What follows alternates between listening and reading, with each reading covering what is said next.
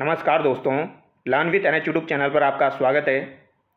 आज के शानदार वीडियो में दोस्तों हम पर्यावरण और पारिस्थितिकी से संबंधित 2012 से लेकर 2025 तक प्रीवियस ईयर्स एग्जाम में आपके जो भी सवाल पूछे गए हैं उन सभी सवालों की हम यहाँ पर चर्चा करने वाले हैं।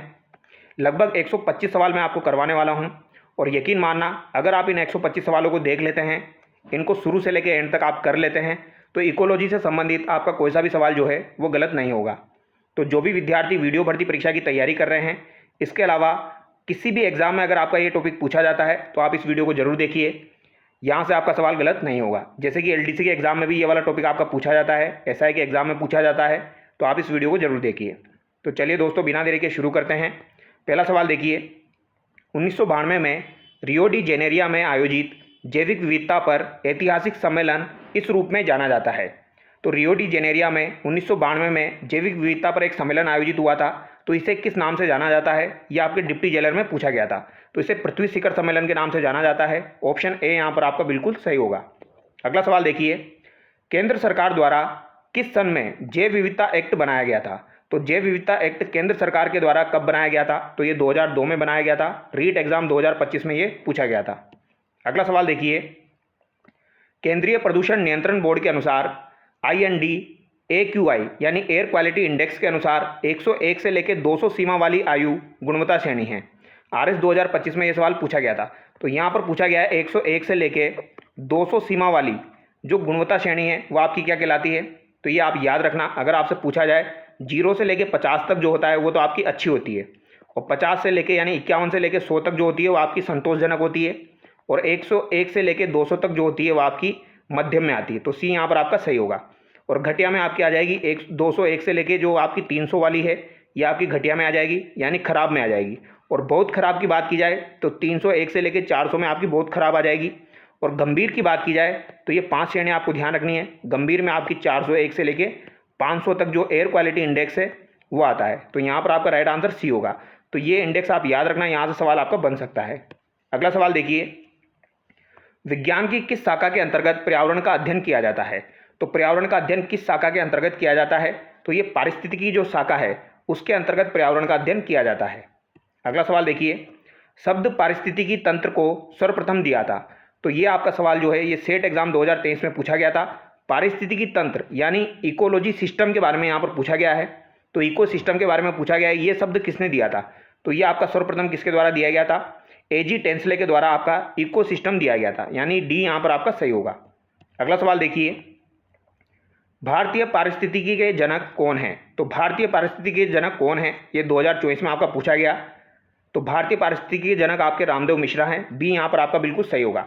अगर आपसे पूछा जाए विश्व पारिस्थितिकी के जनक कौन हैं, तो विश्व पारिस्थितिकी के जनक आपके ओडम हो जाएंगे, वो आपको ध्यान रखना है। ठीक है, जो भी हमने यहाँ पर देखा था आपका दिया गया था ओडम, ये आपके विश्व पारिस्थितिकी के जनक हो जाएंगे। और भारतीय पारिस्थितिकी के जनक आपके कौन होंगे, रामदेव मिश्रा होंगे। अगला सवाल है, शब्द पारिस्थितिकी को सर्वप्रथम दिया है। तो पारिस्थितिकी को सर्वप्रथम किसके द्वारा दिया गया है। तो अगर आपसे एग्जाम में ये सवाल पूछा जाए पारिस्थितिकी को सर्वप्रथम किसके द्वारा प्रयोग में लिया गया, या ये शब्द सर्वप्रथम किसने दिया, तो ये शब्द सर्वप्रथम जो है ये हेकले के द्वारा दिया गया था। किसके द्वारा दिया गया था, हेकले के द्वारा दिया गया था। लेकिन ऑप्शन में नहीं दिया गया है, तो यहाँ पर हम राइट आंसर क्या करेंगे, रीटर करेंगे। ठीक है, क्योंकि यहाँ पर ये पूछा गया है शब्द पारिस्थितिकी को सर्वप्रथम किसने दिया, तो ये हेकले ने दिया था, अर्नेस्ट हैकल ने यहाँ पर दिया था। लेकिन अर्नेस्ट हैकल ऑप्शन में नहीं दिया गया है, तो यहाँ पर हम क्या आंसर करेंगे, रीटर आंसर करेंगे, क्योंकि पारिस्थितिकी का जनक किसे कहा जाता है, ये रीटर को कहा जाता है।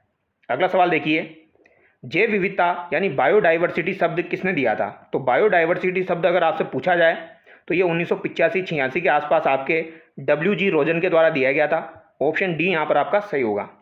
अगला सवाल देखिए, पारिस्थितिकी तंत्र में क्या शामिल होता है। तो पारिस्थितिकी तंत्र जो होता है इसमें आपके दो घटक शामिल होते हैं, एक आपका जैविक घटक होता है और एक आपका कौन सा घटक होता है, अजैविक घटक होता है। तो जैविक और अजैविक घटक यहाँ पर शामिल होते हैं।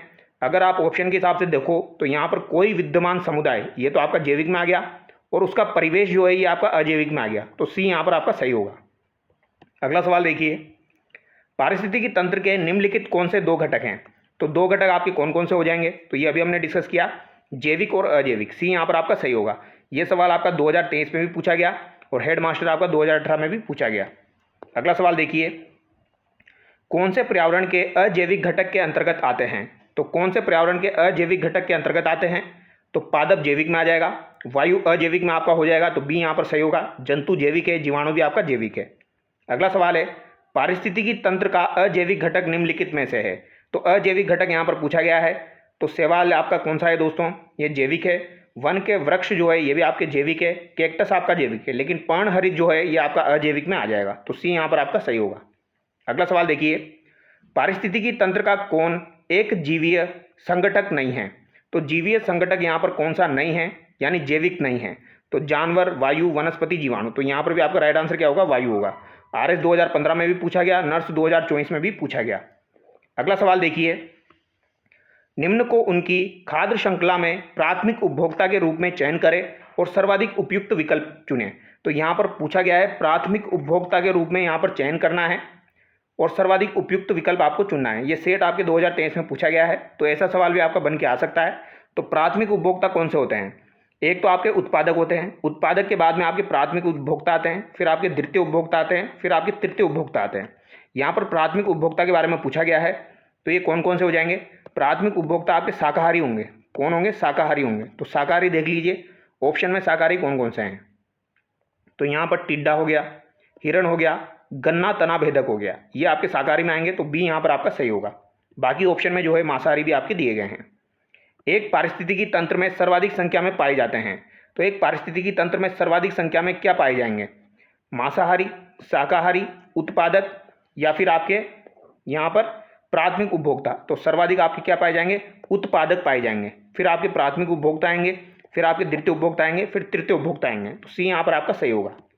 अगला सवाल देखिए, अभी सवाल में एक बात आप ध्यान रखना है, यहाँ पर पारिस्थितिकी तंत्र का पूछा गया है। अगर पारिस्थितिकी तंत्र का पूछा जाए तो उत्पादक आपको आंसर करना है, और खाद्य श्रृंखला में यही सवाल अगर आपसे पूछा जाए तो खाद्य श्रृंखला में इसका आंसर आपका चेंज हो जाएगा। सर्वाधिक आपके अपघटक पाए जाते हैं। ठीक है, खाद्य श्रृंखला में सर्वाधिक आपके अपघटक पाए जाते हैं। आगे देखिए, पर्यावरण के जैविक घटक है। तो पर्यावरण के जैविक घटक आपके कौन कौन से हो जाएंगे? तो जैविक घटक की बात की जाए तो पौधे आपके जैविक घटक में आ जाएंगे। खाद्य श्रृंखला के अनुसार मनुष्य होता है। तो खाद्य श्रृंखला के अनुसार मनुष्य क्या होता है? तो मनुष्य उत्पादक तो नहीं होता है, उत्पादक नहीं होता है, उत्पादक नहीं होता है, उपभोक्ता होता है। तो बी यहाँ पर आपका सही होगा। ठीक है, अगला सवाल देखिए, एक खाद्य श्रृंखला में निम्नलिखित में से सर्वाधिक संख्या किसकी होती है? तो अब यहाँ पर पूछा गया है खाद्य श्रृंखला में सर्वाधिक संख्या किसकी होती है? सेट 2023 में ये सवाल पूछा गया है। तो खाद्य श्रृंखला में सर्वाधिक संख्या में आपके अपघटक पाए जाएंगे, डी यहाँ पर आपका सही होगा। अगला सवाल देखिए, एक खाद्य श्रृंखला में निम्नलिखित में सर्वाधिक संख्या किसकी होती है? तो खाद्य श्रृंखला में सर्वाधिक संख्या भी हमने डिस्कस करी, अपघटक की होती है। अगला सवाल देखिए, हमारे पारिस्थितिकी का मुख्य उत्पादक कौन है? तो हमारे पारिस्थितिकी जो है इसका मुख्य उत्पादक कौन है? इंसान, पौधा, जानवर, या फिर आपके जीवाणु। तो यहाँ पर पूछा गया है मुख्य उत्पादक कौन है, तो मुख्य उत्पादक आपके कौन हो जाएंगे? पौधा यहाँ पर हो जाएगा, बी यहाँ पर आपका सही होगा।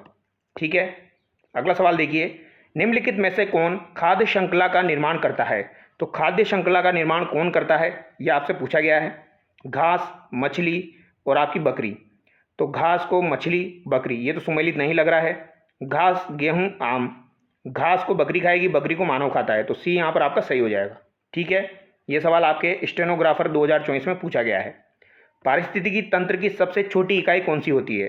तो पारिस्थितिकी तंत्र किसकी सबसे छोटी इकाई है? तो सवाल अलग तरीके से पूछा गया है, पारिस्थितिकी तंत्र जो है ये किसकी सबसे छोटी इकाई है? तो ये आपको राइट आंसर क्या हो जाएगा? यहाँ पर जीवमंडल आपका सही होगा। पारिस्थितिकी तंत्र जो है ये जीवमंडल की सबसे छोटी इकाई है, ये आपको ध्यान रखना है। एक पारिस्थितिकी तंत्र में ऊर्जा का स्रोत है। तो एक पारिस्थितिकी तंत्र जो होता है इसमें ऊर्जा का स्रोत आपका क्या होगा? तो ऊर्जा जो है ये सूरज की रोशनी से इनको मिलती है, फोटोसिंथेसिस यहाँ पर होता है, तो बी यहाँ पर आपका सही होगा। अगला सवाल देखिए, प्रकृति की क्रियाशील इकाई कहलाती है। तो प्रकृति की क्रियाशील इकाई आपकी क्या कहलाएगी? तो ये पारितंत्र आपकी कहलाती है। याद रखना, महत्वपूर्ण सवाल है, सी यहाँ पर आपका सही होगा। तो प्रकृति की क्रियाशील इकाई पारितंत्र यहाँ पर हो जाएगी। किस पारिस्थितिकी तंत्र का जीवभार अधिकतम है?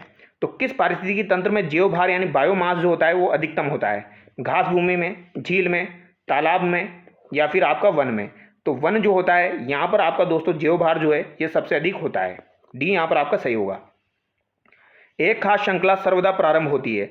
तो खाद्य श्रृंखला जो होती है ये सर्वदा आपकी कहाँ से प्रारंभ होती है? तो प्रकाश संश्लेषण से प्रारंभ होती है। सूर्य की रोशनी से जो आपकी यूवी रेज आती है वहाँ से पेड़ पौधे जो है वो ऊर्जा ग्रहण करते हैं, 50% जो है वो ऊर्जा मिलती है। फिर उसमें से पौधे जो ग्रहण करते हैं यानी फोटोसिंथेसिस जो होता है वो 2 से 10% में आपका होता है, वो भी आपको ध्यान रखना है। अभी आपके सवाल आएंगे तो क्लियर हो जाएगा। कौन प्राथमिक उपभोक्ता है, तो यहाँ पर कौन आपके प्राथमिक उपभोक्ता हो जाएंगे, तो उत्पादक, शाकाहारी और मांसाहारी। उत्पादक जो है ये तो प्राथमिक उपभोक्ता में नहीं आते हैं, उत्पादक को जो खाते हैं वो आपके प्राथमिक उपभोक्ता में आते हैं, यानी कि आपके जो शाकाहारी है वो प्राथमिक उपभोक्ता आपके हो जाएंगे।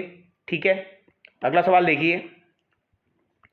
एक मोर सांप को खाता है, जो पादपों पर पनप रहे कीटों का भक्षण करता है तो मोर है। तो सांप जो है ये किसको खा रहा है, सांप तो जो है ये कीटों को खा रहा है। ठीक है, और सांप को कौन खा रहा है, मोर खा रहा है। तो यहाँ पर ये पूछा गया है मोर क्या है, तो मोर यहाँ पर क्या हो जाएगा, देखिए अब यहाँ पर कीट जो है ये किनको खाते हैं, ये पौधों को खाते हैं। तो कीट सांप को खा रहा है, सांप मोर को खा रहा है, तो मोर यहाँ पर सर्वश्रेष्ठ हो गया, यानी खाद्य स्तूप का शीर्ष यहाँ पर हो जाएगा। ए यहाँ पर सही होगा। अंतिम अपघटक नहीं है, प्राथमिक अपघटक नहीं है, प्राथमिक उपभोक्ता नहीं है। ऑप्शन एलिमिनेट करके भी आप कर सकते हो। अगला सवाल देखिए। निम्नलिखित में से कौन सी खाद्य श्रृंखला ठीक क्रम में लिखी हुई नहीं है, तो यहाँ पर कौन सी खाद्य श्रृंखला ठीक क्रम में लिखी हुई नहीं है, ये नहीं हटा देना। यहाँ पर ये पूछा गया है कौन सी है। ठीक है, हरे पौधे जो होते हैं इनको मर्ग खाता है, मर्ग को बाघ खाता है, तो ये यहाँ पर आपका सही हो जाएगा। ठीक है, घास को चूहा खाता है, चूहे को बाज और सांप, ये उल्टा हो गया आपका, ये गलत लिखी हुई है। समुद्री शैवाल को छोटी मछली खाएगी, छोटी मछली को बड़ी मछली, फिर बड़ी मछली को बाघ, तो ये गलत हो जाएगा। बीज को गिलहरी खाती है, गिलहरी को उल्लू खाता है, तो ये भी यहाँ पर गलत होगा। यहाँ पर आपका ये ए सही हो जाएगा। अगला सवाल देखिए। किसी आहार श्रृंखला में प्रत्येक स्तर पर उपलब्ध कार्बनिक पदार्थों की औसत मात्रा जो कि उपभोक्ता को अगले स्तर तक पहुंचाती है, तो यहाँ पर ये पूछा गया है कार्बनिक पदार्थों की औसत मात्रा कितनी होती है जो कि अगले स्तर तक जाती है। तो यहाँ पर सबसे पहले उपभोक्ता यहाँ पर 100 होते हैं आपके, तो प्रथम उपभोक्ता को कितनी एनर्जी मिलेगी, तो 100 का 10% यानी कि 10 मिलेगी। फिर द्वितीय उपभोक्ता को कितनी मिलेगी, 1 मिलेगी, यानी यहाँ पर 10% का जो नियम है वो लागू होता है आपका लैंडमैन का, ये आपको ध्यान रखना है। तो लिंडमैन का जो नियम होता है 10% का, वो यहाँ पर लागू होता है। तो यहाँ पर राइट आंसर आपका क्या हो जाएगा, 10% हो जाएगा। ठीक है, अगला सवाल देखिए। सबसे स्थायी पारिस्थितिकी तंत्र है, तो सबसे स्थायी पारिस्थितिकी तंत्र अगर आपसे पूछा जाए तो कौन सा वाला हो जाएगा, समुद्र वाला यहाँ पर आपका करेक्ट होगा। अगला सवाल है। विश्व में सबसे बड़ा पारिस्थितिकी तंत्र कौन सा है, तो विश्व में सबसे बड़ा पारिस्थितिकी तंत्र आपका कौन सा है, तो यहाँ पर सागर पारिस्थितिकी तंत्र आपका सबसे बड़ा पारिस्थितिकी तंत्र होगा।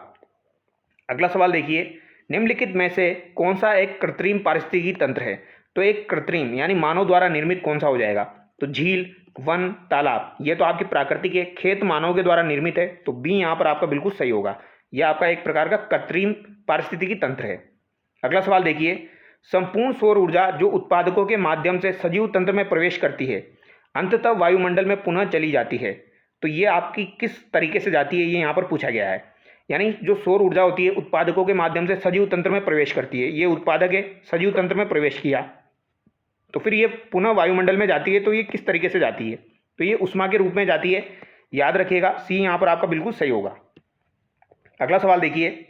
पत्तियों पर पड़ने वाले सूर्य प्रकाश की ऊर्जा का कितना प्रतिशत पादपों द्वारा खाद्य ऊर्जा में परिवर्तित किया जाता है।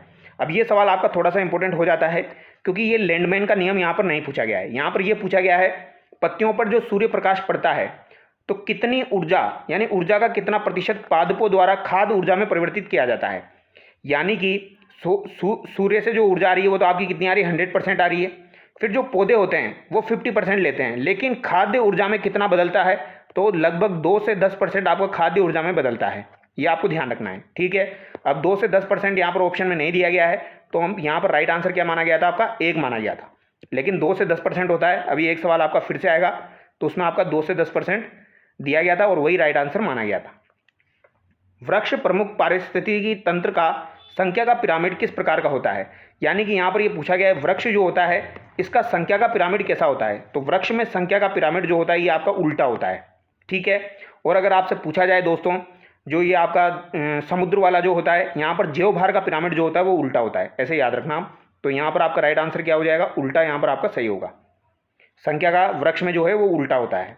और ऊर्जा का पिरामिड जो होता है वो सदैव कैसा होता है, तो ऊर्जा का पिरामिड सदैव आपका सीधा होता है, तो हमेशा सीधा रहेगा। अगला सवाल है। पारिस्थितिकी तंत्र में ऊर्जा का प्रवाह सदैव होता है, तो ऊर्जा का प्रवाह सदैव पारिस्थितिकी तंत्र में एक दिशीय होता है, यानी जो ऊर्जा का होता है यह सदैव सीधा और एक दिशीय होता है, याद रखना। अगला सवाल है। निम्न में से कौन से पिरामिड कभी भी उल्टे नहीं होते हैं, तो ऊर्जा का पिरामिड कभी भी आपका उल्टा नहीं होता है। घुमा घुमा के अलग तरीके से प्रश्न पूछा जा रहा है। कथन 1 देखिए, खाद्य श्रृंखला में ऊर्जा का प्रवाह एक दिशा में होता है। तो ये बात बिल्कुल सही है, ऊर्जा का प्रवाह एक दिशीय होता है आपका और सदैव सीधा होता है। खाद्य श्रृंखलाओं की लंबाई सामान्यतः 3 या 4 पोषी स्तरों तक सीमित रहती है। तो ये बात भी बिल्कुल सही है। यहाँ पर आपका दोस्तों सबसे पहले उत्पादक आता है, फिर प्राथमिक उपभोक्ता, फिर द्वितीय उपभोक्ता, फिर आपके तृतीय उपभोक्ता आते हैं। ठीक है, तो 1 2 3 4 यानी 3-4 पोषी स्तरों तक ही सीमित रहता है। तो यहाँ पर दोनों कथन जो है ये बिल्कुल सही है। अगला सवाल देखिए, कौन सा कथन सत्य है? तो यहाँ पर कौन सा कथन आपका सत्य हो जाएगा, ये आपसे पूछा गया है। समुद्र में जैव मात्रा के पिरामिड प्राय सीधे होते हैं। घास के मैदान का पिरामिड प्राय उल्टा होता है। ऊर्जा का पिरामिड सदैव खड़ी अवस्था में होता है। तो सी यहाँ पर आपका सही हो जाएगा। ऊर्जा के प्रत्येक हस्तांतरण पर एक स्तर से दूसरे स्तर तक लगातार ऊर्जा में क्या होता है? तो ये अभी हमने देखा था लैंडमैन का नियम। ऊर्जा में क्या होता है? ह्रास होता है। अगर यहाँ पर उत्पादक 100% ऊर्जा है तो यहाँ पर 10% जाएगा, यानी 10 ऊर्जा यहाँ पर रह जाएगी। ठीक है, यानी कि यहाँ पर कमी होती है। ऊर्जा के प्रत्येक हस्तांतरण पर एक स्तर से दूसरे स्तर में हो जाएगा तो 10% की कमी हो जाएगी, यानी 10% ऊर्जा ही इसके पास जा पाएगी। ठीक है, तो ये आपको ध्यान रखना, 10% ऊर्जा यहाँ पर जा पाएगी, यानी कमी कितने की हो जाएगी? 10% की हो जाएगी। तो लगातार ऊर्जा में क्या होगी? कमी होगी। ठीक है, बायोमास का एक उल्टा पिरामिड किस पारिस्थितिकी तंत्र में पाया जाता है? तो बायोमास का एक उल्टा पिरामिड आपका कहाँ पर पाया जाता है? घास के मैदान में, समुद्र में, वन में, टुंड्रा में। तो ये आपका समुद्र में पाया जाता है। अगला सवाल देखिए, तालाब पारिस्थितिकी तंत्र में खाद्य श्रृंखला प्रारंभ होती है। तो तालाब पारिस्थितिकी तंत्र में खाद्य श्रृंखला जो है ये कहाँ से प्रारंभ होती है? तो तालाब का पूछा जाए चाहे समुद्र का पूछा जाए, ये आपकी पादप पल्वक से प्रारंभ होती है। ए यहाँ पर आपका सही होगा। ठीक है, किसी वन के शीर्ष ऊर्ध्वाधर, संस्तर या परत में होते हैं। तो किसी वन के शीर्ष यानी टॉप पर कौन होते हैं आपके? तो वृक्ष यहाँ पर हो जाएंगे। झाड़ियाँ, सबसे पहले आपके घास आती है, फिर बूट या शाख आ जाएंगी, फिर झाड़ी आ जाएगी, फिर आपका वृक्ष आता है। जलीय पारिस्थितिकी तंत्र में अपघटक के उदाहरण हैं। तो जलीय पारिस्थितिकी तंत्र में अपघटक का उदाहरण यहाँ पर कौन सा है, ये आपसे पूछा गया है। तो ये कौन सा यहाँ पर हो जाएगा? तो यहाँ पर आपका अपघटक का उदाहरण जीवाणु और कवक यहाँ पर होगा। सी यहाँ पर आपका सही होगा। अगला सवाल देखिए, एक समुद्री पारिस्थितिकी तंत्र में किस क्षेत्र में प्रकाश मंद होता है? तो ये सवाल थोड़ा सा डीप सवाल है। यहाँ पर यह पूछा गया है समुद्र के अंदर किस लेवल पर आपका जो है वो प्रकाश जो है वो बिल्कुल अंधेरा हो जाता है, यानी प्रकाश मंद हो जाता है। तो ये एफोटिक लेवल आपका होता है। एफोटिक इसे कहा जाता है। सी यहाँ पर आपका सही होगा। अगला सवाल देखिए, एक जलीय पारितंत्र है, उत्पादकता की सीमा होती है। तो एक जलीय पारितंत्र में उत्पादकता की सीमा क्या होती है? तो प्रकाश हो जाएगा। अगर प्रकाश ही नहीं होगा तो उत्पादक कहाँ से होगा? ठीक है, पारिस्थितिकी तंत्र के समुच्चय को कहा जाता है। तो पारिस्थितिकी तंत्र का जो समुच्चय होता है इसे क्या कहा जाता है? तो इसे जीवोम कहा जाता है। ए यहाँ पर आपका सही होगा। ठीक है, तो पारिस्थितिकी तंत्र में समुच्चय को क्या कहा जाएगा? जीवोम कहा जाएगा। अगला सवाल है, जलीय पर्यावरण जलक्रमक में होने वाले पादप अनुक्रमण का प्रथम चरण है। तो जलीय पर्यावरण में होने वाले पादप अनुक्रमण का प्रथम चरण क्या हो जाएगा? तो ये अभी हमने देखा था, पादप पल्वक चरण यहाँ पर हो जाएगा। ये स्टेनोग्राफर 2024 में पूछा गया है। वही सवाल बार बार घुमा घुमा के पूछे जाते हैं। अगर आप एक टॉपिक को ढंग से पढ़ लेते हैं तो आपका सवाल गलत नहीं होता है।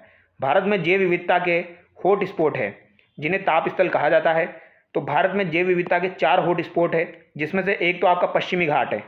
ठीक है, एक आपका पश्चिमी घाट है, एक आपका पूर्वी हिमालय है, इसके अलावा एक आपका इंडो वर्मा आता है, एक आपका सुंडा लैंड आता है। तो ये आपको याद रखना है। ठीक है, तो यहाँ पर सी आपका सही होगा। 4 हॉट स्पॉट है।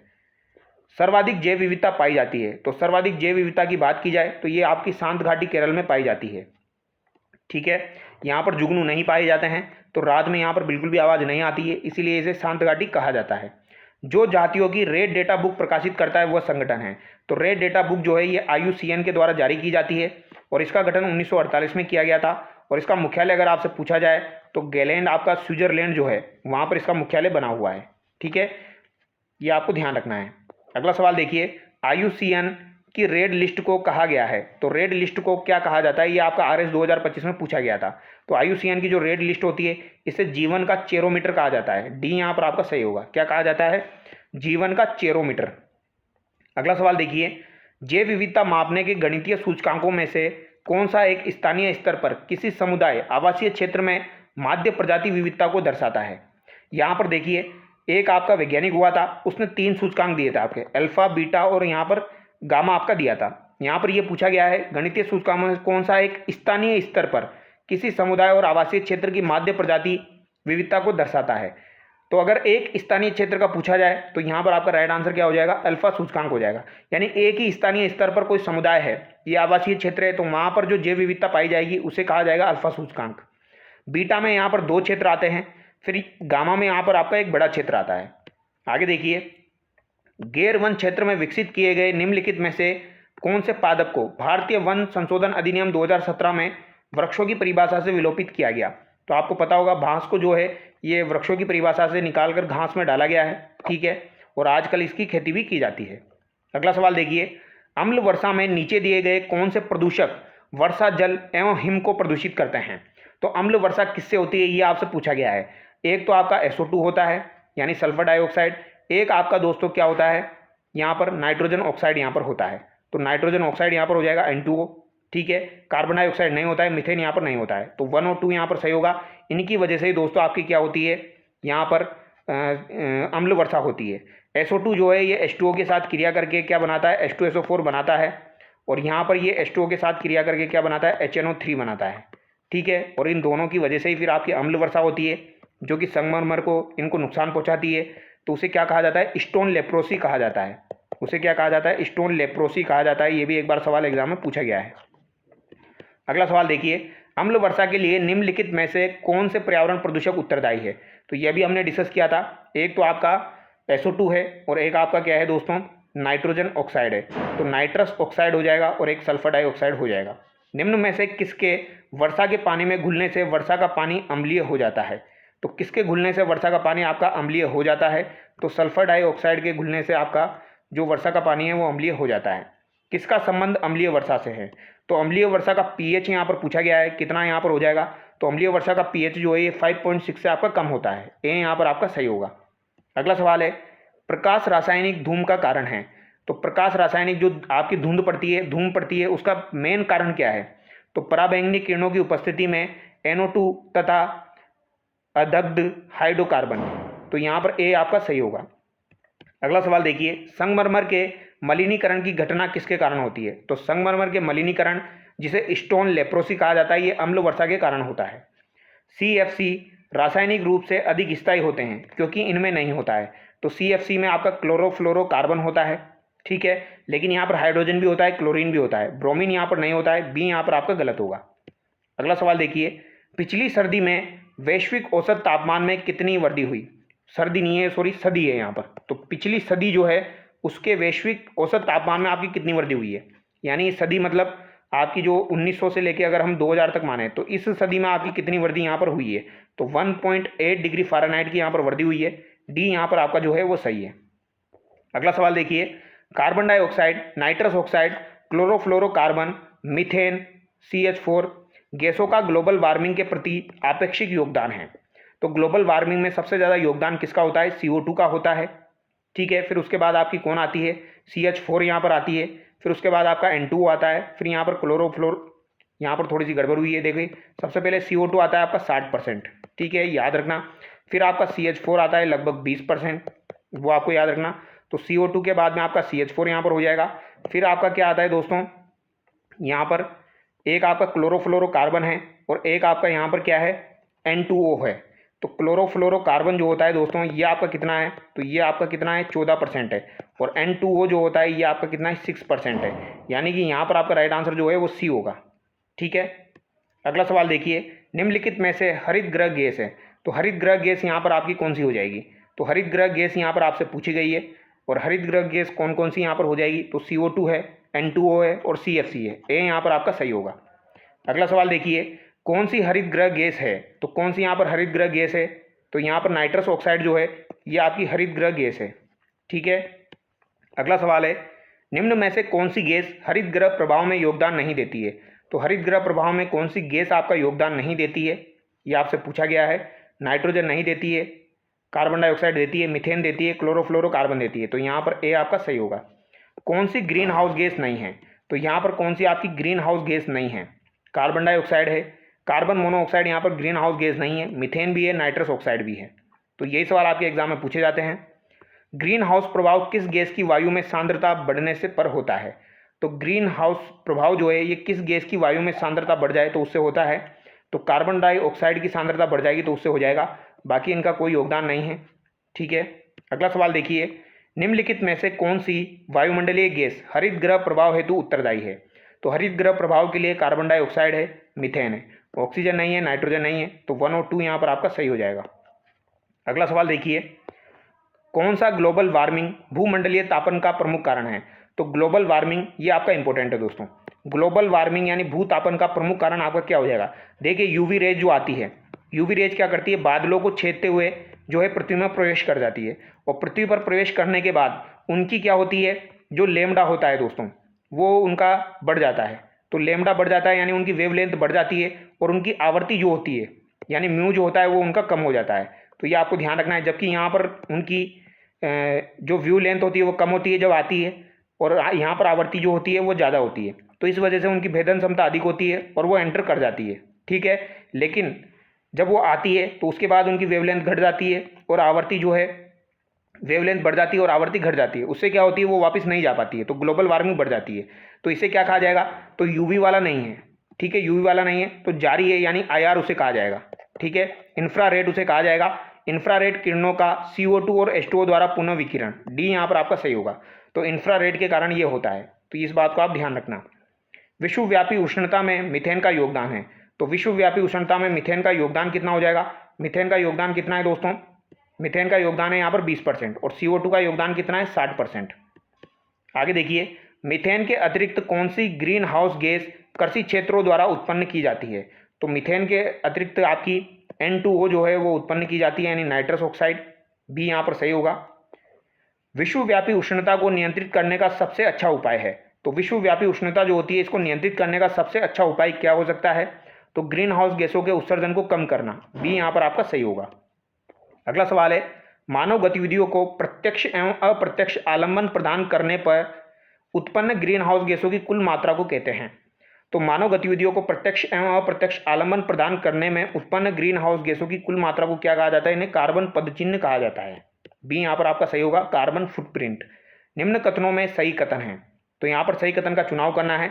क्योटो प्रोटोकॉल सन 2005 से प्रभावी हुआ। तो क्योटो प्रोटोकॉल आपका कब हुआ था? तो ये 1997 में आपके क्योटो जापान में हुआ था, लेकिन ये प्रभावी 2005 से हुआ था, ये बात बिल्कुल सही है, ठीक है। 1997 में हुआ था, 2005 में प्रभावी हुआ था, ठीक है। COP3 के दौरान इसका आयोजन हुआ था, ये भी आप याद रखना।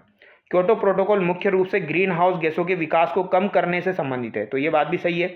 मीथेन की तुलना में carbon dioxide green house gas के रूप में 5 गुना अधिक प्रभावी है। तो मीथेन की तुलना में कार्बन डाइऑक्साइड जो है ये 3 गुना अधिक आपकी प्रभावी है, 5 गुना नहीं है, क्योंकि ये 60%, ये 20% योगदान देती है, और आपकी जो CO2 है ये 60% योगदान देती है, तो ये 3 गुना ही ज़्यादा है, जबकि यहाँ पर 5 गुना बोला है, तो ये गलत हो जाएगा।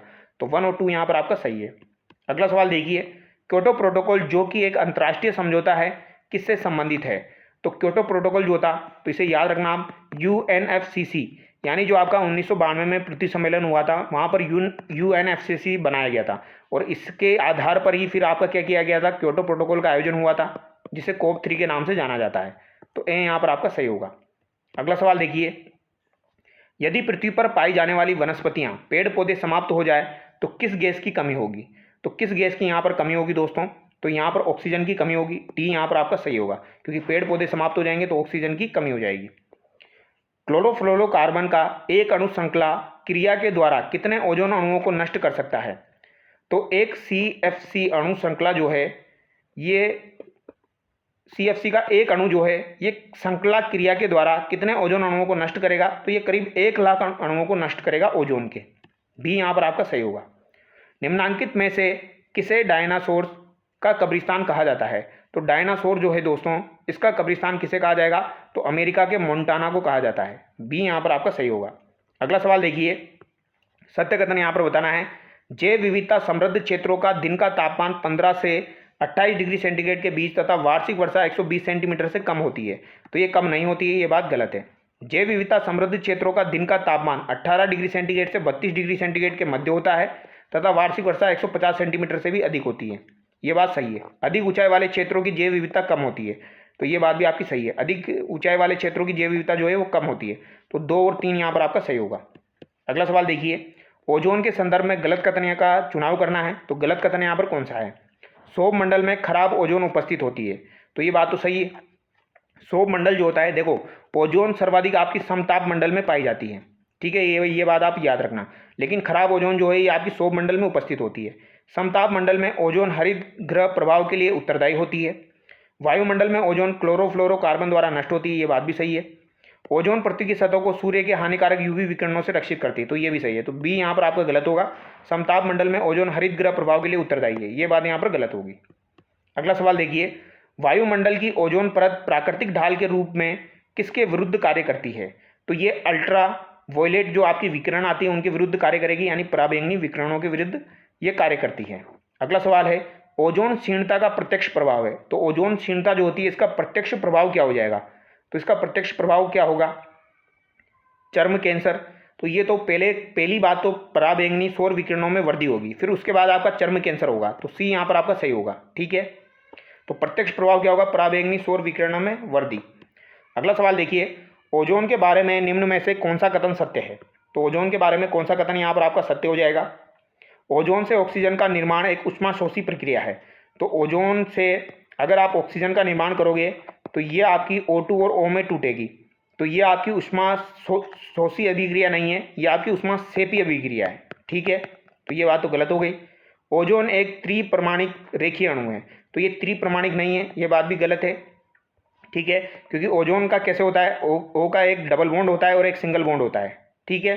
तो इस तरीके से ये कोणीय होती है, ये त्रिपरमाणिक नहीं होती है, ये कोणीय होती है। ओजोन में 2 द्विबंध होते हैं, ओजोन में एक ही द्विबंध आपका पाया जाता है, तो ये बात भी गलत है।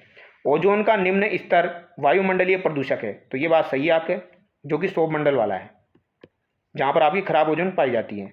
निम्न में से समतापीय ओजोन के ह्रास के लिए उत्तरदायी है। तो समतापीय ओजोन के ह्रास के लिए उत्तरदायी कौन कौन आपका हो जाएगा? मीथेन, नाइट्रस ऑक्साइड, हेलोन्स, तीनों उत्तरदायी है। तो 1 2 3 यहाँ पर आपका सही होगा। अगला सवाल देखिए, पृथ्वी के वातावरण में ओजोन की उपस्थिति फायदेमंद है क्योंकि यह जेट में यात्रा करने वाले लोगों के लिए O2 की आपूर्ति करता है, तो ये बात तो गलत हो जाएगी। यहाँ पर आपका राइट आंसर क्या होगा? पृथ्वी पर पराबैंगनी किरणों के प्रवेश के नियंत्रण में मदद करता है, सी यहाँ पर आपका सही होगा, ठीक है। अगला सवाल देखिए,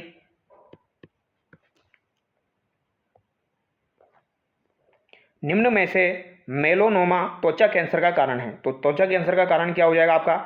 ओजोन अवक्षय हो जाएगा, बी यहाँ पर आपका सही है। वायुमंडल की किस परत में 90% ओजोन पाई जाती है? तो समताप मंडल में आपकी 90% ओजोन पाई जाती है, ये आपका 2024 में पूछा गया था, ठीक है। तो इंपॉर्टेंट सवाल है। निम्नलिखित में से एक खरपतवार नाशक है, तो एक खरपतवार नाशक आपका कौन सा हो जाएगा? 2,4-D यहाँ पर हो जाएगा। तो 2,4-D आप याद रखना, ये खरपतवार नाशक है, और 2,4-D जो होता है इसे ही शाकनाशी कहा जाता है, ए यहाँ पर आपका सही है। आगे देखिए, विश्व वन्यजीव कोष का प्रतीक है। तो विश्व वन्यजीव कोष यानी वर्ल्ड वाइड फंड जिसे कहा जाता है, इसका प्रतीक क्या है? तो WWF का प्रतीक आपका लाल पांडा हो जाएगा, सी यहाँ पर आपका सही होगा। इंपॉर्टेंट सवाल है, याद रखना। और इसका भी मुख्यालय आपका ग्लैंड स्विट्जरलैंड में है। लंदन धूम कुआं किस वर्ष में देखा गया था? तो लंदन धूम कुआं जो है ये आपका 1952 में देखा गया था, ठीक है। विश्व के किस शहर में पृथ्वी सम्मेलन 2002 का आयोजन किया गया था? तो पृथ्वी सम्मेलन आपका 2002, पहला सम्मेलन तो आपका 1992 में रियो डी जेनेरिया में हुआ था, उसके बाद आपका 2002 में हुआ, जो कि आपका कहाँ पर हुआ था? जोहान्सबर्ग में हुआ था, डी यहाँ पर आपका सही होगा। 10 साल बाद।